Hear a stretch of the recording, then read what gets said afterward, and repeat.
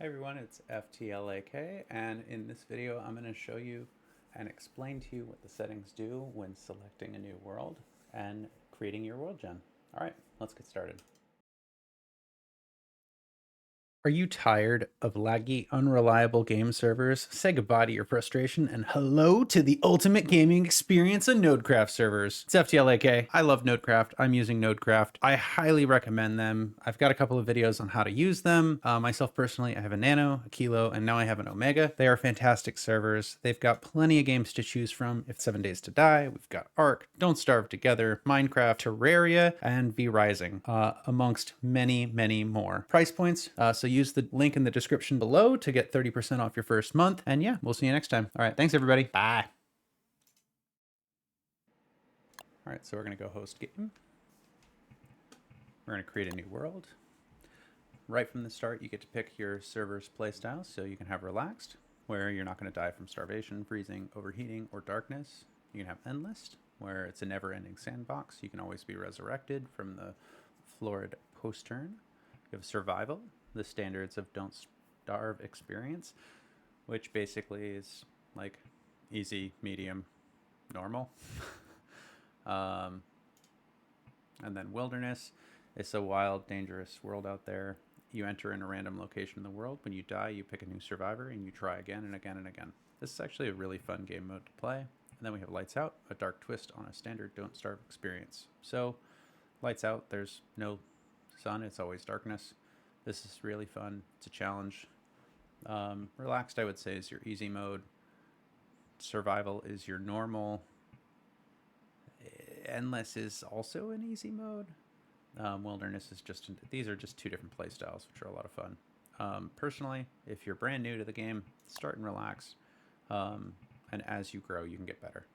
So on this first page, you're gonna name your world. It'll always be default your name on there. You can name it whatever you'd like. This is really good if you wanted to put something like first time beating maybe Deerclops or anything like that.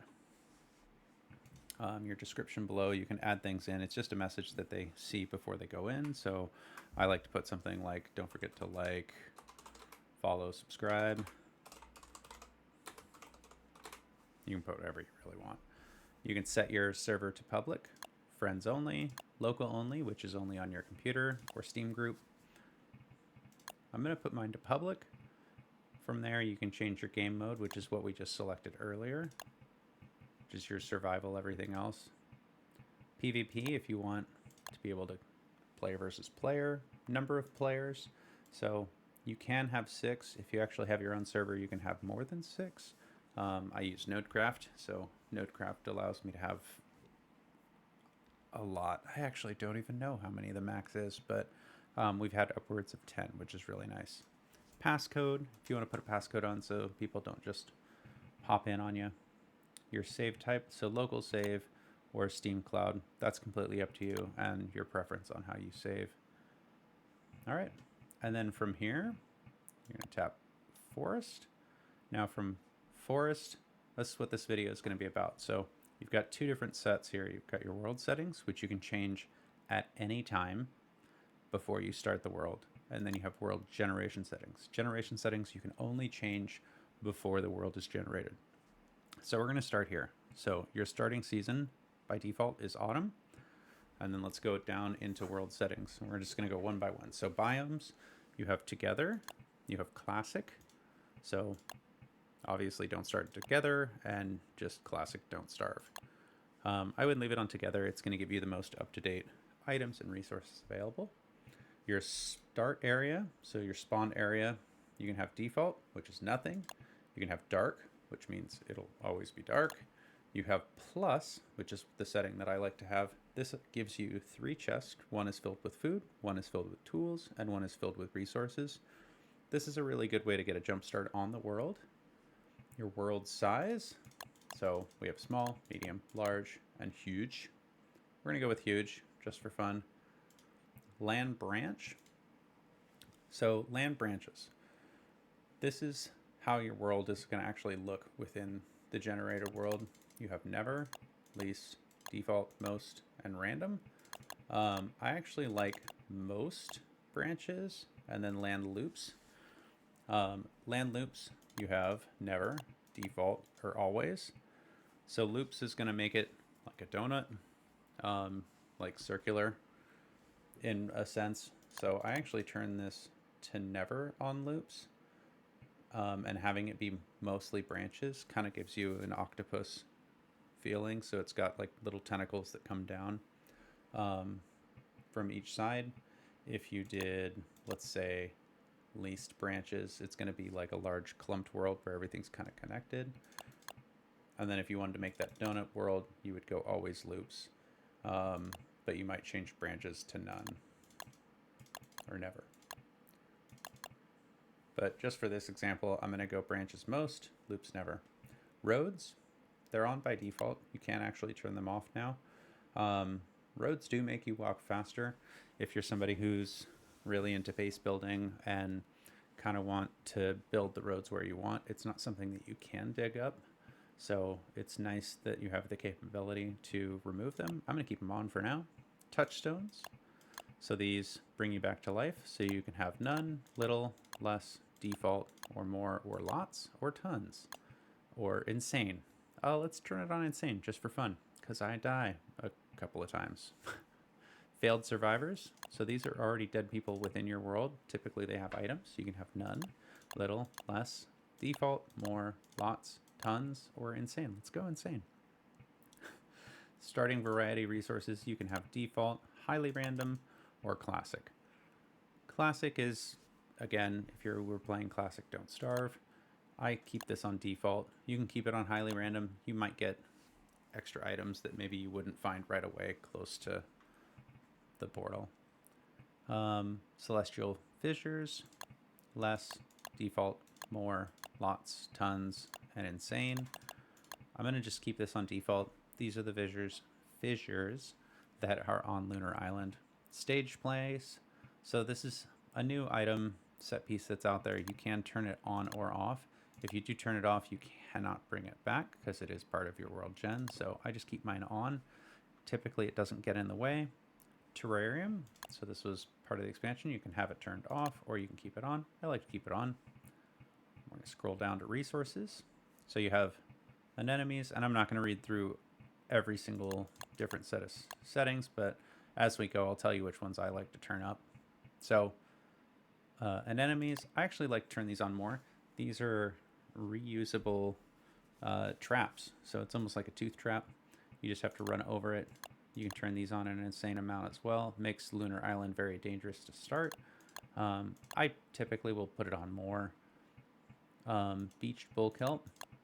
I turn this usually on lots or tons. It's just added bull kelp when you're on Lunar Island. Berry bushes, default. Boulders, default. Bull kelp. You can have it on more, you can have it on less.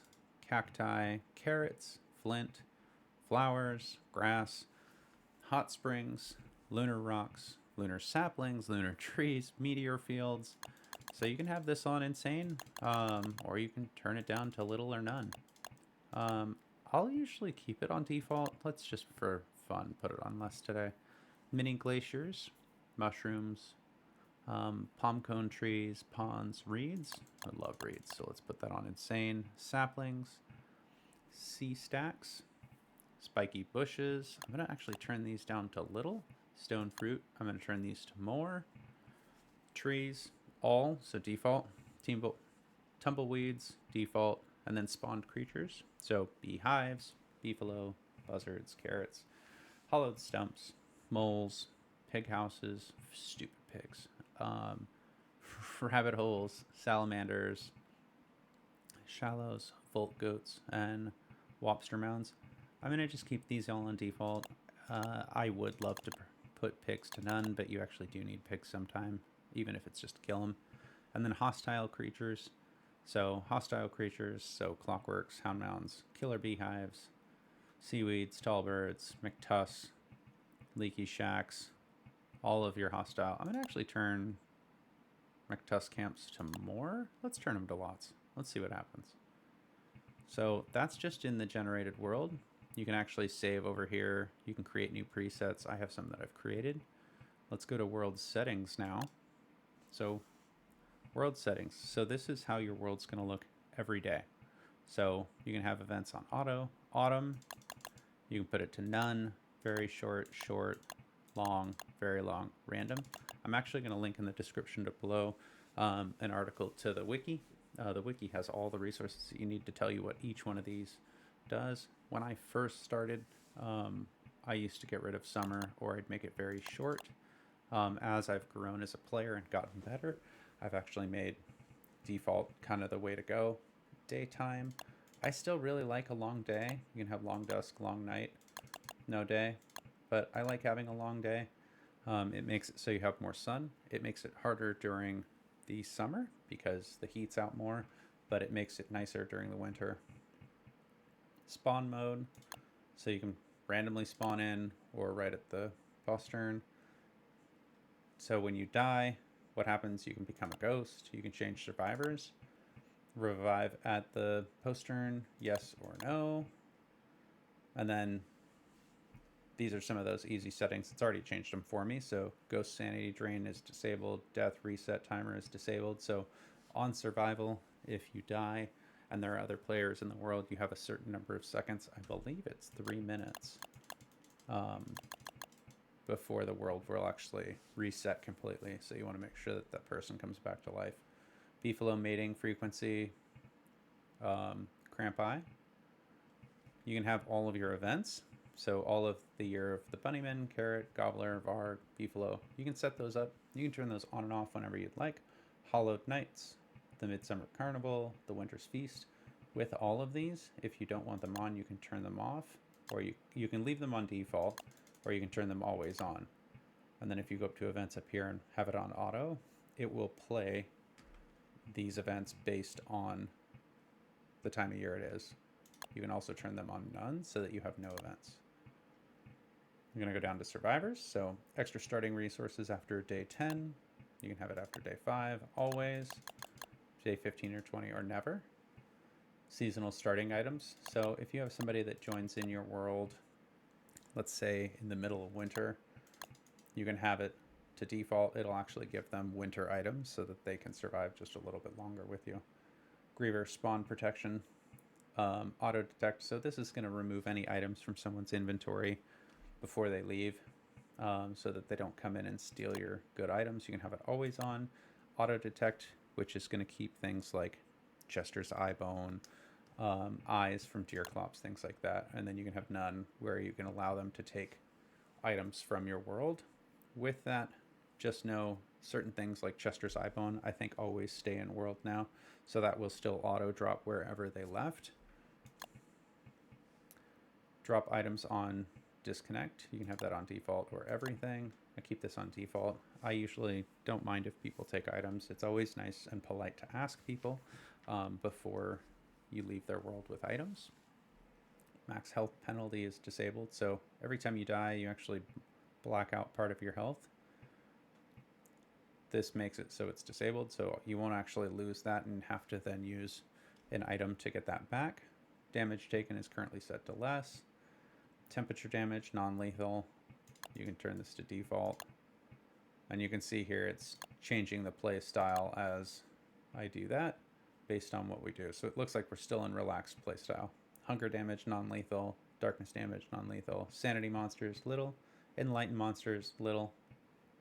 And then world generation. So if, let's say, you're really wanting to focus on base building and you just want to build, you can turn things like Hounds off. You can turn Hound Waves completely off. So right now it's already set to little.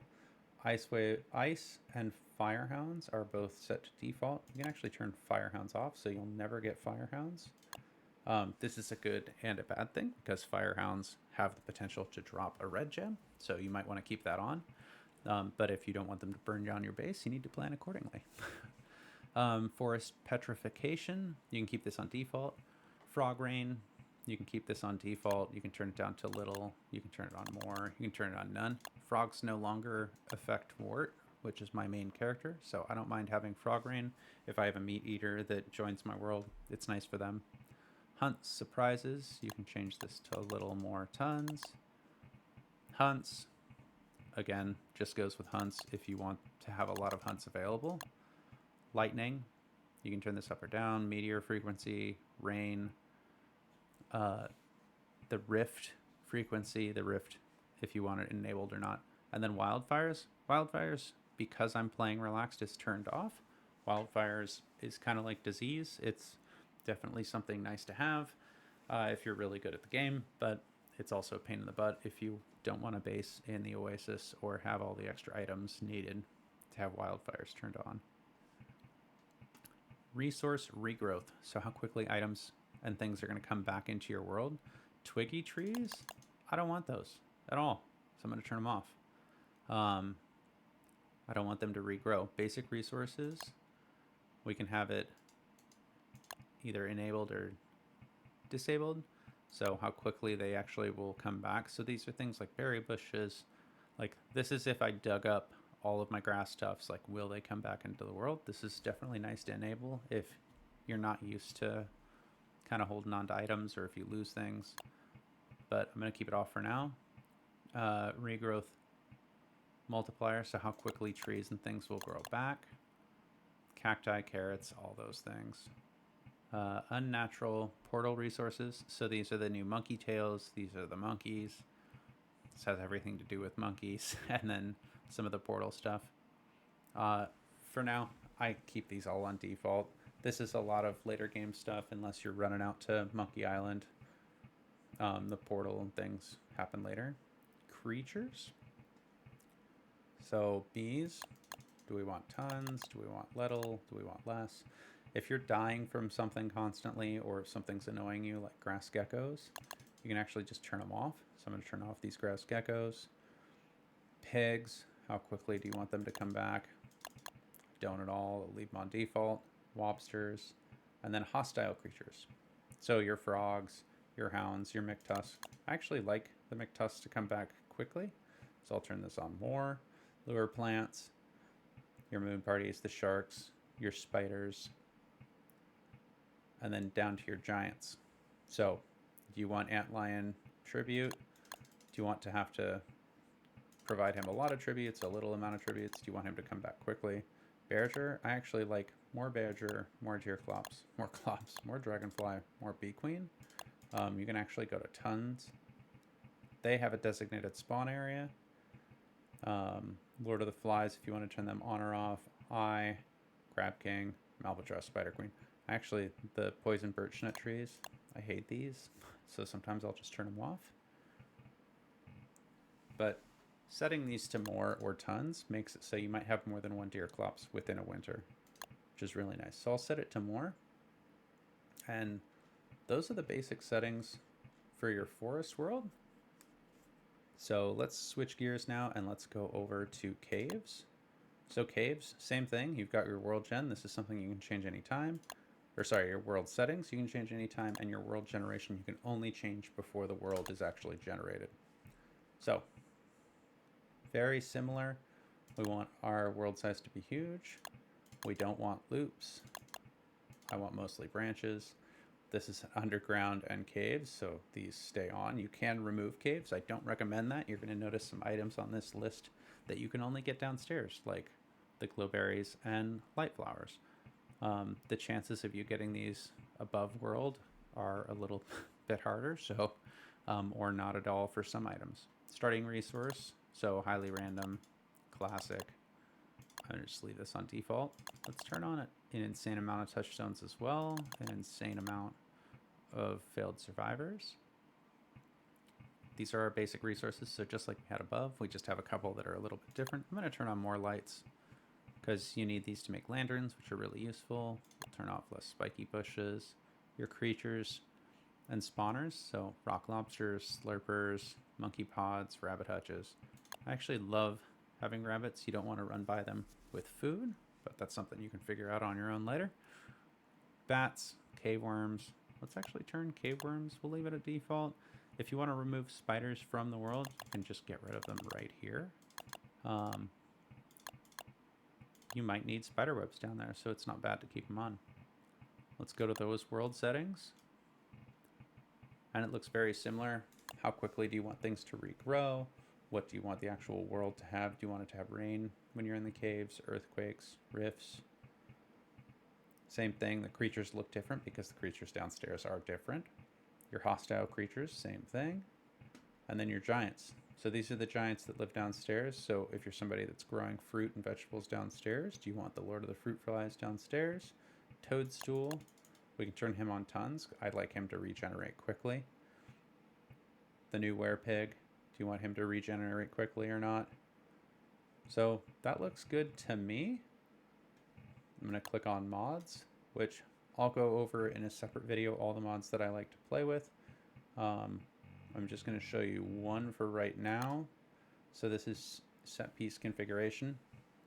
So if you want to have certain items in your set piece, I like to have more traps turned on, points of interest on more resources.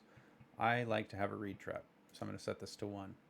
If you want the developer graveyard, if you want the Tallbird Fortress, the Hound Fortress, Pig Guards, Living Fortress, Spider Queen, Lucky Desert World Gen, allowing set piece outside of the desert, Insane Pigs, Maxwell Shrine, Maxwell Merm Shrine. I'm going to set that to 1. I actually like this set piece. McTusk Village, McTusk City. You can actually program this mod, and this is what you want to do before you generate the world. We're going to hit apply. So we'll turn that one on. I already set it up. Make sure it did it. Yep. So it's going to go through and it's going to add those for me. So let's go generate world. No one will be able to find you if you don't name it. Oh, hey.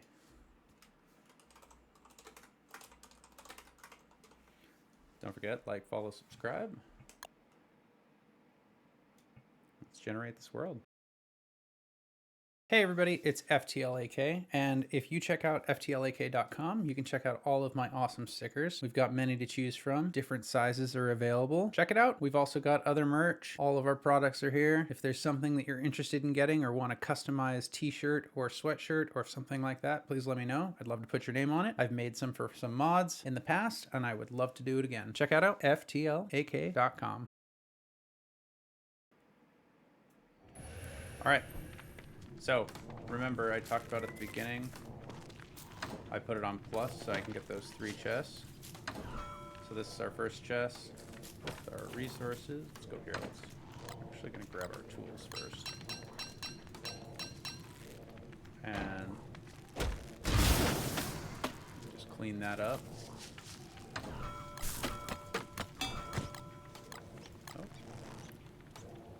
It actually even gives you the backpack blueprint, which is really nice. So let's go to storage.